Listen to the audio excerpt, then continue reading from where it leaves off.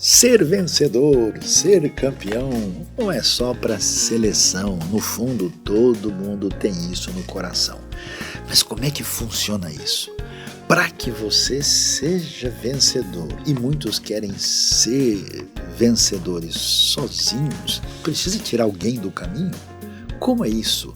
Descubra hoje na nossa reflexão, na palavra de Deus, nessa mensagem para a sua vida e para o seu coração.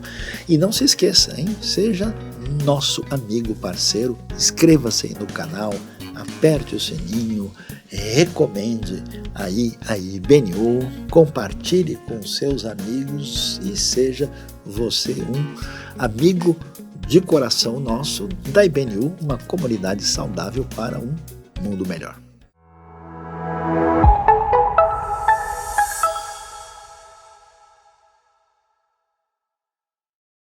É com alegria que nós temos neste dia a oportunidade de abrir o coração e os ouvidos para receber a palavra de Deus. E eu convido você a participar comigo deste momento de reflexão, de entendimento e de inspiração para o nosso coração a partir das Escrituras Sagradas. E hoje eu queria pensar juntamente com você a respeito de um tema que certamente atinge a vida de todos nós. Vamos pensar sobre o tema que é o seguinte: saia do meu caminho, eu vou vencer sozinho. Como nós sabemos, a nossa vida, muitos estudiosos da alma humana pensam muito e falam muito sobre o fato de que tudo que a gente faz de maneira consciente ou inconsciente sugere algum tipo de recompensa, sugere algum tipo de bem-estar, de gratificação, de resultado positivo e promissor. E, claro, qualquer coisa que a gente vá fazer, de alguma maneira, nos traz, vamos dizer, pelo menos algum caminho mais verdejante, alguma expectativa promissora. E é interessante que essa dinâmica da vida, ela chama a nossa atenção e ela, vamos assim dizer, é legítima, faz parte da realidade humana. Todo mundo tem uma expectativa de ter à sua frente um horizonte melhor. No entanto, a pergunta é: como é que a gente faz isso? Como é que esse desafio de vencer a si mesmo se relaciona com a nossa realidade de estar interagindo com outras pessoas, estar no nosso universo pessoal, familiar, eclesiástico, comunitário, nacional? Como é que isso se dá? E esse desafio, essa relação, às vezes problemática, chama atenção porque muitas pessoas em busca do sucesso, muitas pessoas atrás dos seus sonhos e das suas realizações acabam abrindo mão da ética, acabam entrando numa rota de colisão com os outros, com o próximo, e passam a ter grandes conflitos internos de maneira pessoal, existencial e até mesmo espiritual. Então quero convidar você a pensar nesse desafio quando alguém é tomado por esse desejo assim vitorioso, que essa pessoa tenha isso em mente: saia do caminho, porque eu vou vencer sozinho, em busca de um troféu, em busca de uma taça, em busca de um primeiro lugar que talvez possa ter um custo muito elevado. Para pensar sobre isso, eu gostaria que a gente desse uma olhada com atenção num texto bíblico muito interessante que aparece no primeiro livro de Samuel, capítulo 24. A Bíblia diz o seguinte: Saul voltou da luta contra os filisteus e disseram-lhe que Davi estava no deserto de En-Gedi. Então Saul tomou 3.000 de seus melhores soldados de todo Israel e partiu à procura de Davi e seus homens perto dos rochedos dos bodes selvagens. Ele foi aos currais de ovelhas que ficavam junto ao caminho. Havia ali uma caverna, e Saul entrou nela para fazer suas necessidades. Davi e seus soldados estavam bem no fundo da caverna. Eles disseram: este é o dia sobre o qual o Senhor lhe falou, entregarei nas suas mãos o seu inimigo para que você faça com ele o que quiser. Então Davi foi com muito cuidado e cortou uma ponta do manto de Saul sem que este percebesse. Mas Davi sentiu bater-lhe o coração de remorso por ter cortado uma ponta do manto de Saul, e então disse a seus soldados: que o Senhor me livre de fazer tal coisa a meu senhor, de erguer a mão contra ele, pois é o ungido do Senhor. Com essas palavras, Davi repreendeu os soldados e não permitiu que atacassem Saul, e esse saiu da caverna e seguiu o seu caminho. Vamos dar uma parada aqui e tentar entender o que está acontecendo neste cenário. Nós estamos falando de uma realidade de mais de 3.000 anos atrás. Estamos falando de algo que aconteceu um pouco antes do ano 1000 a.C. E aqui o texto bíblico é muito claro, estamos localizados numa região muito especial na terra de Israel, pertinho do Mar Morto, onde até hoje é preservado ali um oásis muito especial de En-Gedi, ou como se diz em hebraico, En-Gedi. Gedi fala exatamente dessas cabras montesas, desses animaizinhos, os chamados bodes selvagens aqui no texto, que são um tipo específico de animal que vive ali.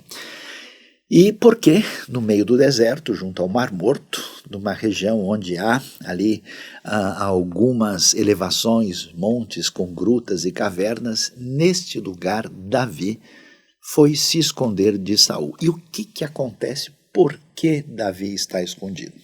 A história deixa claro para a gente, em vários outros textos da Bíblia, que Saul, nesse momento, era o rei de Israel, o primeiro rei de Israel. Mas, na sua caminhada, ele vai perdendo a mão por uma série de razões, por enfraquecimento da sua liderança, por falta de certas qualidades, inclusive de perfil mais virtuoso, e também por causa da força e da oposição dos filisteus, de modo que nesse momento da história Davi surge como um líder que vai crescendo a cada dia. Inclusive Davi acaba entrando dentro da corte de Saul. Ele vai se casar com uma filha de Saul. Davi, na verdade, tem Saul como não só rei, como seu sogro também. E a coisa vai caminhando de tal maneira que Davi vai crescendo em termos de popularidade diante do povo, inclusive quando ele tem a famosa vitória contra o gigante Golias, e que é muito celebrado, Até o pessoal depois vai dizer, vai cantar, que Saul matou 1.000, Davi matou 10.000, e Saul vai crescendo em ciúme, de modo que ele, muito agitado, inseguro e dominado por uma instabilidade imensa, ele parte para perseguir Davi de maneira muito cruel. E é interessante então ver como Davi vai e se esconde. E se esconde aqui nesse lugar, na região desértica, bem mais assim ao sul da área onde está, por exemplo, Jerusalém, e ali Saul vai em busca dele. O interessante é observar que aparecem 2 episódios semelhantes, tanto aqui em 1 Samuel 24, como também em 1 Samuel 26, onde há um fato semelhante ao que nós vimos aqui, particularmente quando nós temos o verso 8 e o verso 9 do capítulo 26, e o que acontece lá é numa área mais ao sul, na região onde estavam os chamados Ifeus, num deserto ali um pouco ao sul da região de Hebrom, onde o cenário meio que se repete para mostrar a importância e a tônica do que está sendo tratado aqui.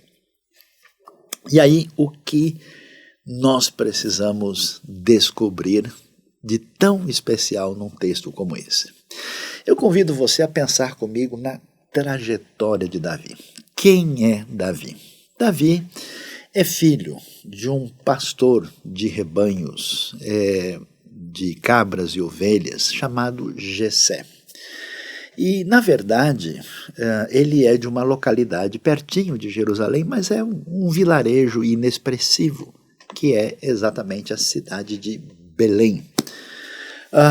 E Davi então cresce, e a Bíblia relata, né, que ele cuidava ali das ovelhas, inclusive ele teve episódios onde ele teve que enfrentar um urso e também um leão, e como é que ele vai se desenvolvendo e crescendo na sua caminhada. Mas curiosamente, contra as expectativas, Davi é o filho mais novo. Lembre-se que na cultura antiga desse ambiente, não só de Israel, do Antigo Oriente Próximo, o filho mais velho tem uma posição de protagonismo, né, de ser o principal herdeiro, e curiosamente ele é, assim, vamos dizer, aquele que seria menos relevante.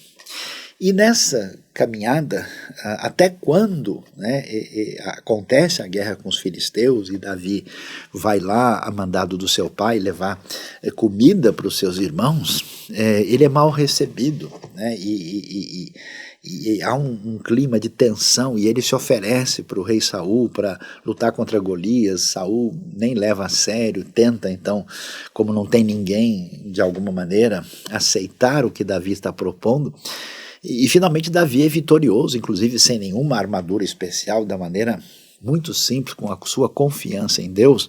Então Davi, isso que é muito importante entender, Davi como uma pessoa de uma família bem mais simples, como um indivíduo sem qualquer valor naquele ambiente, até por ser o filho mais novo. Inclusive, é tão interessante que Davi aparentemente tem uma aparência pessoal que não é nada assim, vamos dizer, convidativa do ponto de vista do triunfo de um guerreiro. Quando Golias o encontra, e ele faz menção à aparência de Davi, e dizendo, é esse aí que vem lutar contra mim?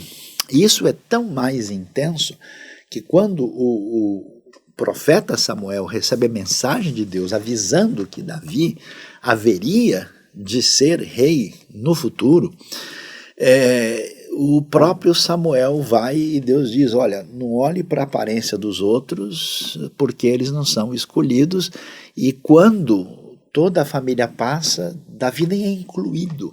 E aí até que Samuel diz, escuta, não tem mais ninguém, aí o Jessé, sim, tem mais um aí, né, que está lá cuidando das ovelhas. Ou seja, Davi de fato está fora do horizonte humano de perspectiva promissora no que diz respeito a ser alguém bem-sucedido no contexto da história bíblica. E então Deus confirma, e Davi recebe a palavra divina que ele haveria de ser rei em Israel, e ele cresce nesse ambiente, ele se torna genro de Saul, ele está ganhando um espaço diferenciado, até que toda essa ciumeira de Saul cai sobre ele, e a gente tem esse episódio aqui.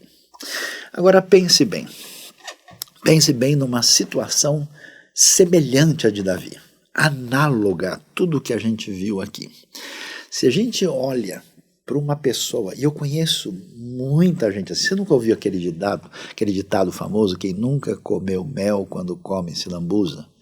Ou seja, a pessoa nunca teve uma oportunidade, por exemplo, de ter recursos para gerir, ou de assumir uma posição de maior protagonismo, ou de lidar com um pouco de fama ou de sucesso, ou até mesmo por ter tido um bom desempenho acadêmico. A pessoa perde a cabeça e não sabe lidar com isso. O que nos impressiona a princípio é como Davi, saindo de uma situação, vamos assim dizer, de irrelevância, de absoluta distância de qualquer coisa que pudesse soar como importante ou valiosa, ele vai seguindo um caminho, ele transcende a sua pequena aldeia, ele transcende a sua realidade familiar, ele transcende a sua questão, né, do seu ambiente ali de ser simplesmente alguém da tribo de Judá,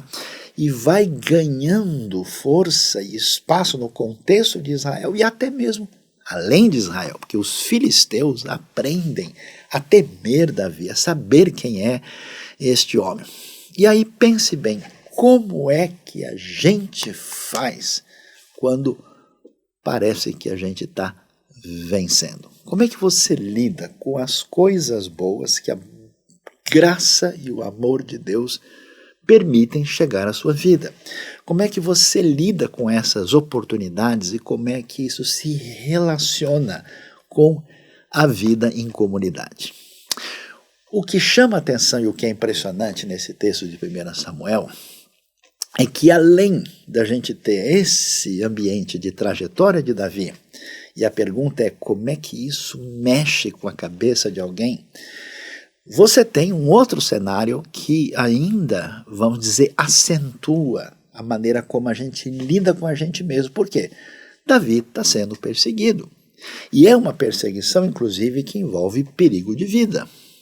É uma situação muito complicada e Davi, então, é obrigado a fugir. Ele está no meio do deserto, está escondido no fundo de uma caverna e ele tem, vamos dizer, não só que lidar do ponto de vista emocional com todo o sucesso que ele alcançou, ao mesmo tempo com todo o perigo que ele está enfrentando. Você imagina então a dose de adrenalina nesse processo? O que é que a gente faz numa situação como essa? Como a gente tem hoje no ambiente de trabalho pesado dos nossos dias, no ambiente corporativo, executivo, em outras atividades, como é difícil lidar com tantos altos e baixos. Quem pode lidar com isso e como é que a gente tem condições de ser vencedor de verdade numa situação dessa? Quando a gente olha para o texto é impressionante. Por quê? Porque o texto vai dizer para nós aqui que, de repente, quando Davi está escondido, o rei Saul se afasta de todo mundo, ele está com necessidades fisiológicas, então ele entra na caverna e vai ali, né, afastado dos seus guerreiros, e nem sabe ele, mal ele poderia imaginar que lá dentro da caverna está Davi com aqueles que o seguem e o acompanham. Então, como você viu no texto, Davi vai lá cortar um pedacinho da capa de Saul. E a pergunta que se levanta para a gente é: imagine você diante de uma proposta de trajetória de sucesso, tendo à sua frente pessoas que atrapalham você, pessoas que se colocam explicitamente como inimigos e que têm o poder na mão. Se você tem a oportunidade de, vamos assim usar o português claro, de puxar o tapete dessa pessoa, de agir de maneira efetiva para prejudicar essa pessoa, o que é que você faria? Qualquer pessoa que esteja bem na sua realidade emocional e psicológica, claramente teria algum conflito ético. Teria falado, puxa, mas será que eu devo fazer isso? Será que eu devo pagar o mal com o mal? Será que esse procedimento seria legítimo? É muito interessante os detalhes do texto que mostram para a gente assim, uma proposta curiosa de como as coisas acontecem para vencer as possíveis defesas éticas de Davi. Você reparou e viu que quando a gente olha para o texto, ele chama a atenção, e aí eu vou também mencionar o que vai aparecer mais à frente como uma outra a situação semelhante. O texto chama a nossa atenção porque ele diz o seguinte, né? Os soldados de Davi disseram: este é o dia sobre o qual o Senhor lhe falou, entregarei nas suas mãos o seu inimigo para que você faça com ele o que quiser. Você percebe? O que chama a atenção é que Davi não precisou fazer nada. Isso, seus soldados entram, então é muito mais fácil alguém se afastar de um possível conflito ético quando essa pessoa tem outro indivíduo entrando ali como sujeito agente direto da coisa, então ele pode dizer, olha, não fui eu que fiz. Veja que as coisas foram tão bem, vamos dizer, preparadas que o Saul mesmo entrou numa situação de estar totalmente desprotegido, e aí eu nem fiz nada, os soldados se colocaram lá e acabaram com ele. E eu estive ali como um sujeito passivo nesse processo. E é mais curioso ainda que, além da gente poder abrir mão da nossa profundidade ética para com o outro desafio que aparece aqui é que a coisa ela é espiritualizada. Veja que coisa interessante, porque eles dizem isso, olha, o Senhor é que entregou. Veja que isso é plano de Deus. Imagina, você está numa situação de ser perseguido, de correr risco grave.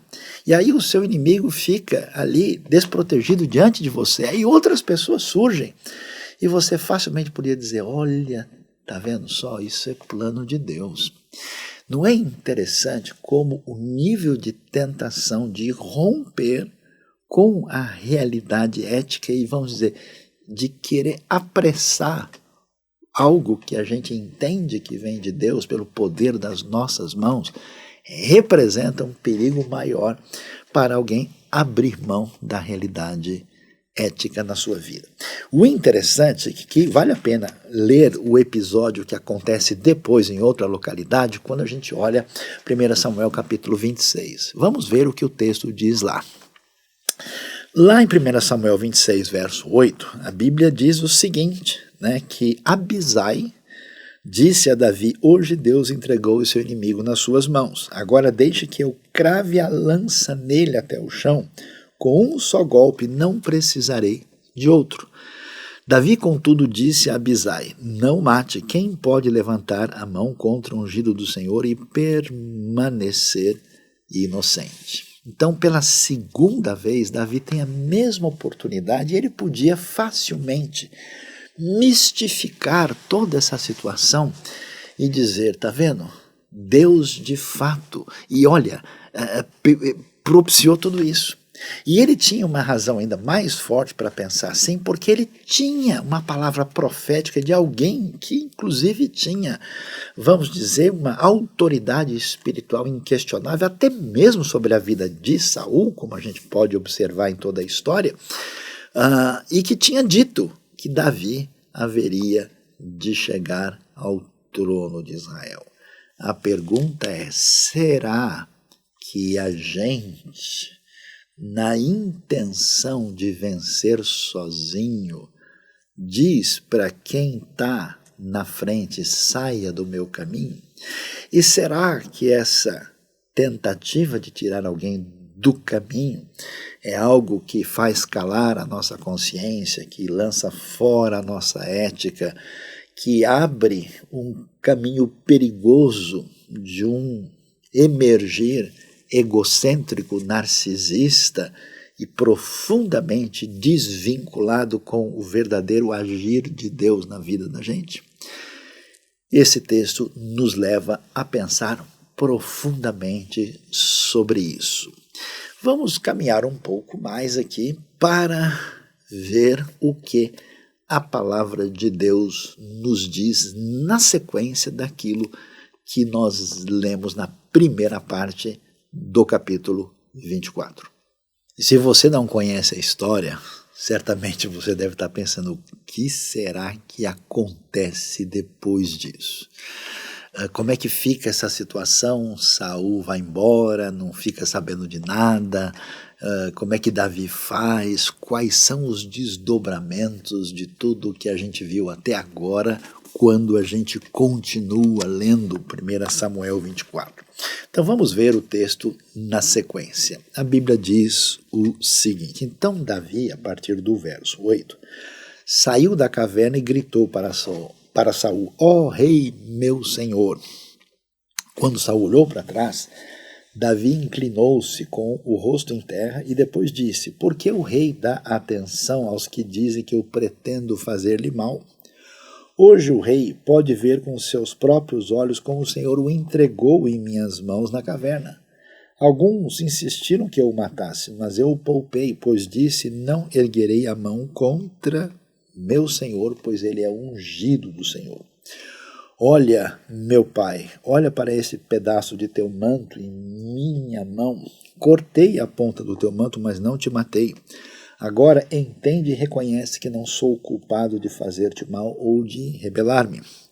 Não te fiz mal algum, embora estejas à minha procura para tirar minha vida. O Senhor julgue entre mim e te vingue ele os males que tens feito contra mim, mas não levantarei a mão contra ti. Como diz o provérbio antigo, dos ímpios vêm coisas ímpias, pois por isso não levantarei a minha mão contra ti. Contra quem saiu o rei de Israel? A quem está perseguindo? A um cão morto? A uma pulga? O Senhor seja o juiz e nos julgue, considere ele minha causa e a sustente, que ele me julgue, livrando-me de tuas mãos. Tendo Davi falado todas essas palavras, Saul perguntou: É você, meu filho Davi? E chorou em alta voz. Você é mais justo do que eu, disse a Davi. Você me tratou bem, mas eu o tratei mal. Você acabou de mostrar o bem que me tem feito. O Senhor me entregou em suas mãos, mas você não me matou. Quando um homem encontra um inimigo e o deixa ir sem fazer-lhe mal, quando isso acontece, o Senhor o recompense com o bem pelo modo como você me tratou hoje. Agora tenho certeza de que você será rei e de que o reino de Israel será firmado em suas mãos. Portanto, jure-me pelo Senhor que você não eliminará meus descendentes, nem fará meu nome desaparecer da família de meu pai. Então Davi fez seu juramento a Saul, e este voltou para casa, mas Davi e seus soldados foram para a fortaleza. É muito impressionante a história, particularmente quando a gente vê um relato de um texto tão antigo, num ambiente que muitas vezes quando alguém lê e estuda a Bíblia, nem sempre percebe isso, que você está num ambiente na antiguidade onde esses elementos não estão no radar, onde há a vitória sobre os inimigos no mundo de recursos limitados, no mundo onde a guerra é sempre celebrada, a vitória não passa por critérios de questionamento ético. A gente vê esse texto emergir de maneira peculiar assim, e ele chama muito a atenção. Por quê? Porque no contexto em que alguém pensa, e não há problema em pensar assim, em transcender a si mesmo, em se tornar vencedor, em ir atrás de realizações boas e legítimas, o perigo nesse processo é a pessoa colocar-se numa posição de ensimesmamento, de isolamento, de colocação de si mesmo num ponto onde todas as relações humanas se tornam meramente instrumentalizadas. Ou seja, as pessoas deixam de ser pessoas. As pessoas já não têm qualquer relação pessoal.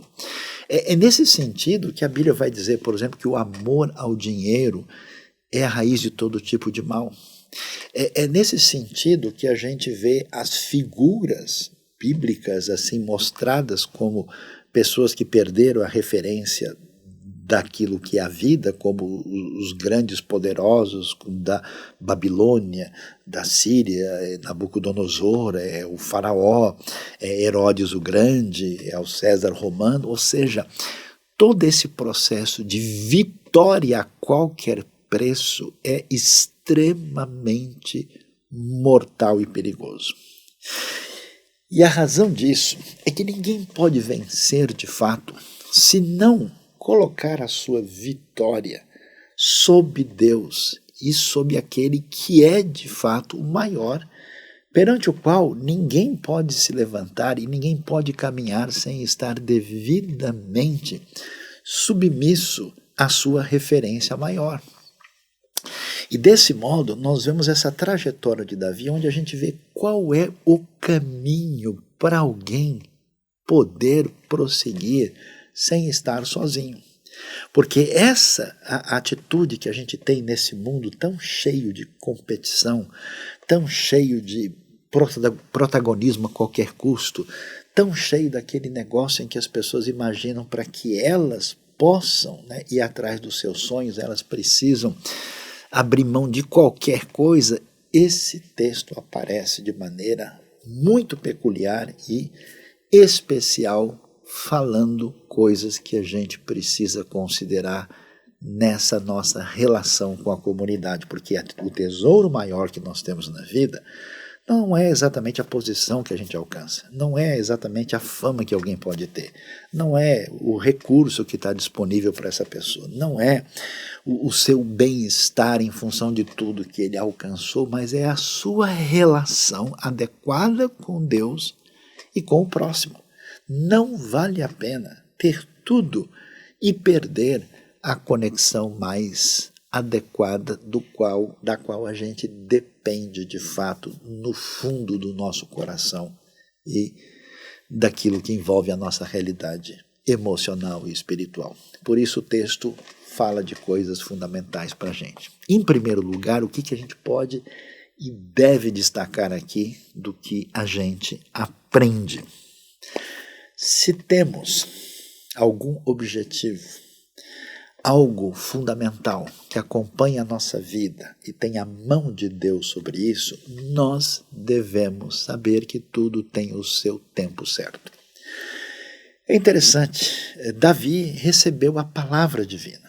Eu conheço muitas pessoas que por diversos caminhos têm diante de si algo que Deus abriu o caminho e ele tem um universo promissor pela frente. Mas, de repente, a pessoa é tomada de tal maneira pela adrenalina, por esse sentimento de quem tem o domínio, o controle das coisas na mão, que, vamos dizer, a pessoa acaba, né, metendo os pés pelas mãos. Porque em busca desse ideal, seja ele financeiro, seja ele acadêmico, seja ele social, seja de qualquer outro tipo, a pessoa acelera de tal maneira na curva que ela capota.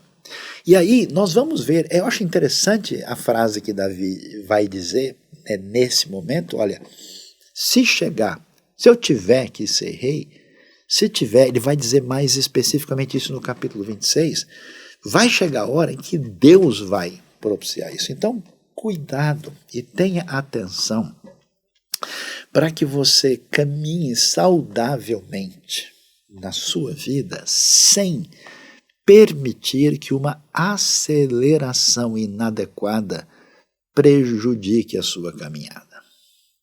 A segunda coisa que aparece aqui é exatamente o desafio da nossa responsabilidade como pessoa. Vivemos numa época um tanto quanto preocupante quando muitas pessoas tentam colocar de lado o valor e a importância da liberdade humana. Como é que isso acontece? Ou a pessoa diz, olha, aquilo que acontece porque está determinado, é uma coisa fatalista, que a gente não tem como dizer nada. Na verdade, não é que eu quis dizer sim nem não, a coisa simplesmente acontece.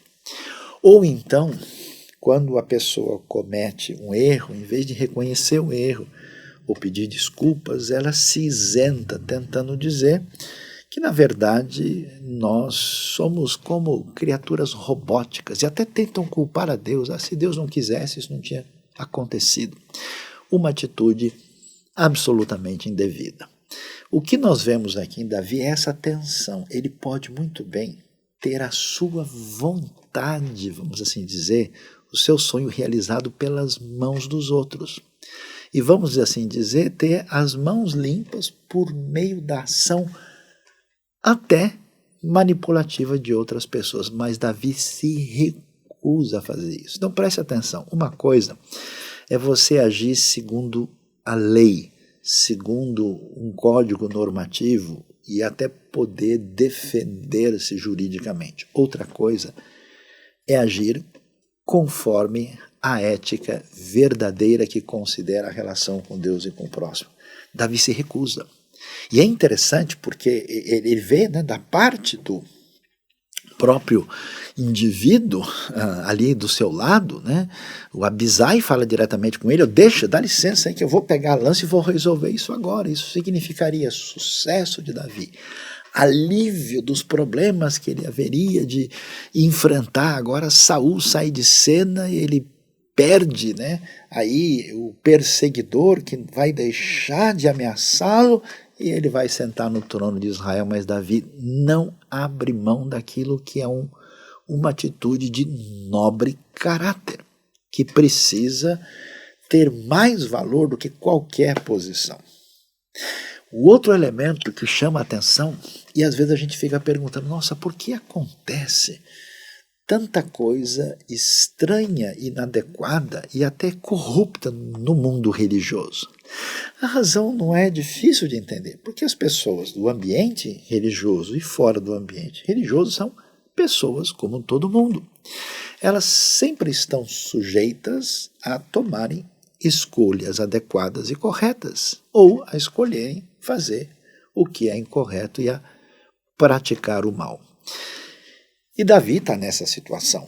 Ele pode fazer isso. Então, um caminho, se é possível se isentar de responsabilidade para lançar isso nas costas dos outros de uma maneira manipulativa, consciente ou inconsciente, é mais sério e mais perigoso fazer isso com uma suposta ajuda divina. Então, muitas vezes uma pessoa fala, não, isso aqui foi Deus que me deu, foi Deus que me colocou, foi Deus que me fez fazer isso, tal, de uma maneira muito, vamos dizer assim, pouco convincente. Davi poderia exatamente usar o argumento da mistificação que deixa fora a verdadeira ética, o verdadeiro comportamento. Ele poderia transformar o assassinato de Saul em alguma coisa especialmente autorizada e carimbada pelo próprio Deus. E é interessante, né, que a gente vê algo assim muito impressionante. Davi diz, não, eu não vou fazer. Sabe por quê?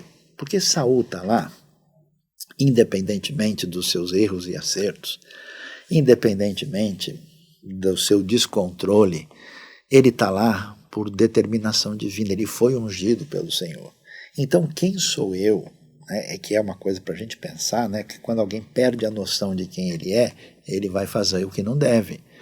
Então, ele se coloca nessa posição dizendo, eu não tenho nenhuma autoridade para destronar alguém, ainda mais dessa maneira, em nome de Deus. E ainda que os outros pretendam fazer isso para ajudar Davi e fazer isso de maneira mistificada em nome de Deus, Davi se recusa. Então preste atenção, será que na nossa vida, em função daquele desejo de vencer sozinho, a gente quer tirar da frente quem está no caminho e ainda diz que isso veio com a ajuda do divino? É algo que serve para aplacar a consciência de uma pessoa, mas é absolutamente rejeitável.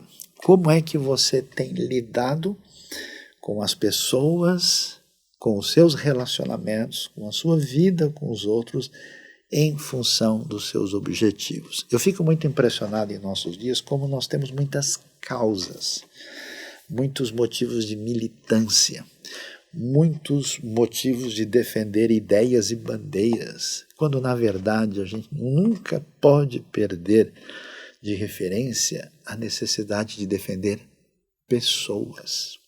Não são bandeiras e causas mais importantes do que as pessoas que Deus mesmo criou e pelas quais Ele enviou Cristo Jesus para morrer por elas. Então esse entendimento é vital para que a gente torne de fato as pessoas de volta ao que elas são e não como mera instrumentalização do nosso caminho que pretende vencer sozinho.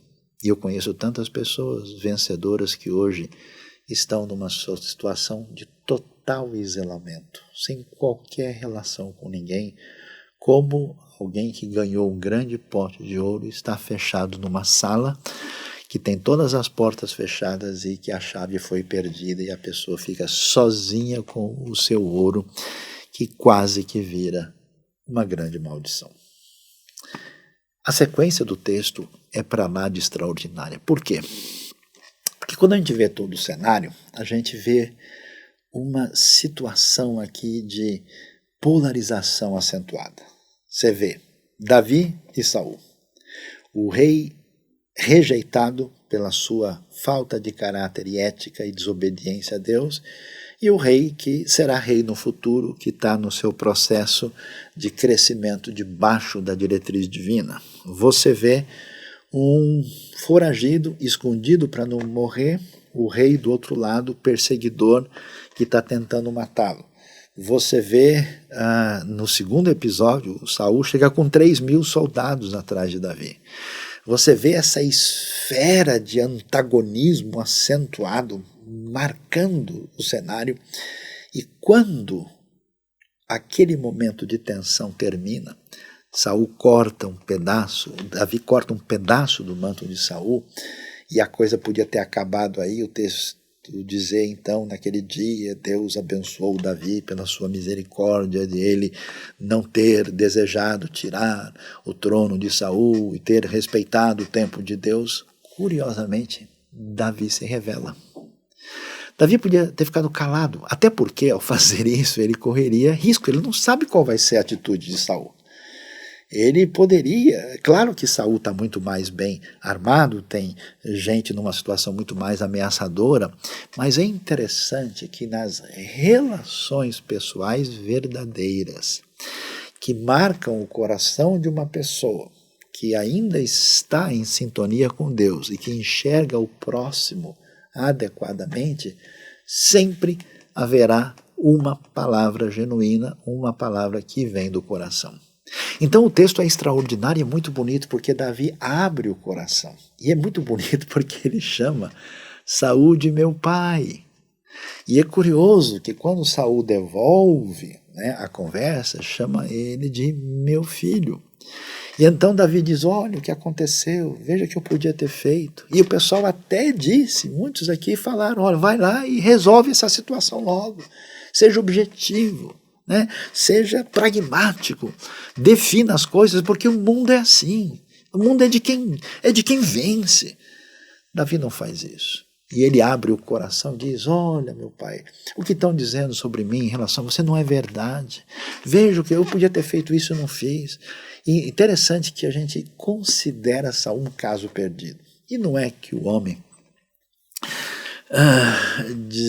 embala a chorar aqui, abre o coração e diz, e curiosamente, aquilo que parece que Davi poderia ter perdido, a oportunidade de ser rei, de cumprir a profecia pela força da sua mão, o próprio Saul diz, olha, eu sei agora que você um dia vai ser rei, eu peço que você poupe a minha casa e os meus descendentes. Ou seja, toda vez que a gente pensar num caminho promissor e vitorioso em qualquer área na vida, a gente jamais irá muito longe nesse caminho se a gente decidir caminhar sozinho. E caminhar sozinho significa, olha, Deus disse tais coisas, mas não é bem assim. Então deixa eu colocar isso de lado.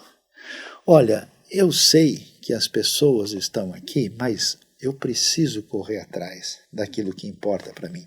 Deixa eu colocar isso de lado. E eu conheço pessoas cuja relação com seus próximos, com seus familiares, com seus amigos, com seus irmãos de fé, com as pessoas, é uma relação desfigurada, uma relação problematizada, porque passaram a ver os outros como instrumento de poder, sem temor a Deus, sem consciência ética, sem o devido respeito pelo ser humano colocado diante de você. Então, nesse dia tão valioso, quando a gente está aqui para refletir sobre a palavra de Deus, a pergunta fica para nós, você tem conseguido prosseguir bem por esse caminho?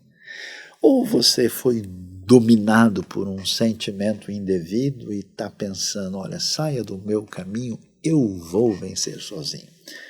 Não pode ser esse o caso. Volte o seu coração para Deus, para o seu relacionamento adequado com Ele e as suas diretrizes na nossa vida. Volte o seu coração para a realidade extraordinária que são as pessoas que são, vamos dizer, a preciosidade maior que Deus colocou junto de nós e que Deus nos abençoe, porque ninguém poderá ser rei, ninguém poderá cumprir propósito divino, ninguém poderá administrar qualquer coisa extraordinária que seja bênção na sua vida, que seja bênção para a vida dos outros e que de fato agrade o Senhor, se não tiver essa dimensão de temor e de perspectiva semelhante ao que aconteceu nessa experiência de Davi. Deus abençoe a nossa vida, abençoe o nosso coração e nos ajude a seguir nesse caminho com toda honestidade e de todo coração. Amém.